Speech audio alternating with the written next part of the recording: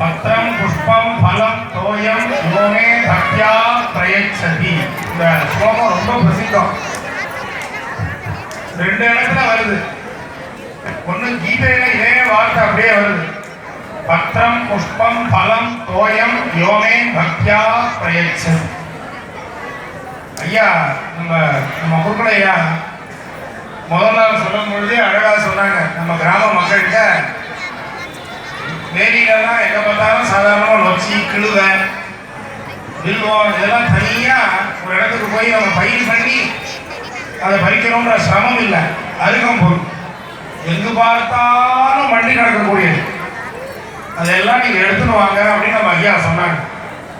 போகிற போக்கில் சாதாரணமாக விளையாட்டுத்தனமாக 2 இடம் எடுத்து வந்தா கூட பகவான் சொன்னார் பத்திரம். இன்னைக்கு சரியா சாத்துக்குடி மாலை பகவானுக்கு சாத்தி இருந்தாலும் நம்ம கோயிலில் எப்பொழுதும் நமக்கு துணை இருக்கும் பாருங்க.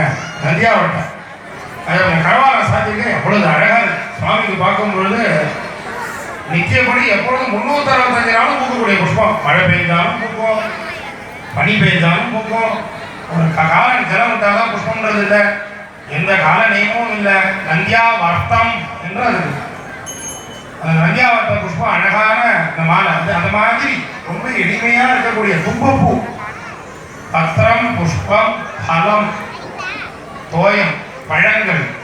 ரொம்ப ஒரே ஒரு உத்தரங்க தரம் விட்டா போகும். இது கீதையிலையும் வருது.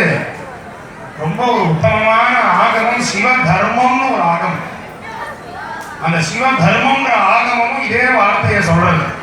பத்திரம் புஷ்பம் பலம் தோயம் யோமே பக்தியா பிரயச்சதி. ஓம் பூர்ணமதః பூர்ணமிதம் பூர்ணாத் பூர்ணமுதச்யதே பூர்ணஸ்ய பூர்ணமாதாய பூர்ணமேவாவசிஷ்யதே.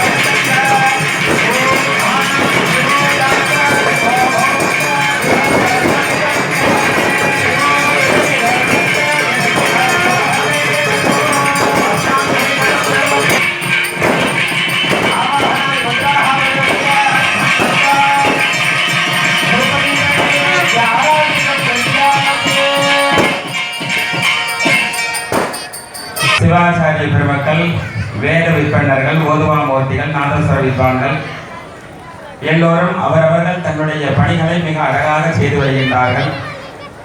நாளை காலை சரியாக 4 மணிக்கெல்லாம் 18வது கால யாகசாலை பூஜை அழகான முறையில் நடைபெற இருக்கின்றன. ஆச்சாரிய பெருமக்கள், சாதக பெருமக்கள் எல்லோரும் துகோல வஸ்திரம் தாரணம் செய்து வருமாறு அன்போடு கேட்டுக்கொள்கின்றார்கள். தொடர்ந்து 6:45 மணி அளவில் இங்கு பரிவார யாகசாலையில் பூர்ணாகுதிகள் எல்லாம் நடத்தப்படும். யாத்ரா தானம், கிரகப்பிரதி தானங்கள் செய்து சரியாக 7:35 நமது குளக்கரை விநாயகர் ஆலய மகா கும்பாபிஷேகம் நடைபெறும். 7:45 இங்கு தோபா சுவாமி வீரன் கோவில் கும்பாபிஷேகம் நடைபெறும்.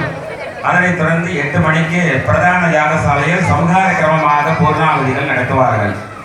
அதனைத் தொடர்ந்து பட்டு வஸ்திர ஹோமம் மற்றும் மகா பூர்ணாகுதி, தீபாராதனைகள், யாத்ரா தானம், கிரகப்பிரதி தானங்கள் எல்லாம் செய்து கொண்டு 25 நாதஸ்வர வித்வான்கள் அழகான முறையில் மல்லாடி இசைக்க, வேத கோஷங்கள் முழங்க, பரதநாட்டியத்தோடு எம்பெருமான யாகசாலையிலிருந்து அழகான முறையில் எடுத்து சென்று எல்லா விமானங்களிலும் சரியாக 10 மணி அளவில் மகா கும்பாபிஷேகம் நடைபெறும். சரியாக 10 மணி அளவில் எல்லா விமானங்களுக்கும் மகா கும்பாபிஷேகம் நடைபெறும்.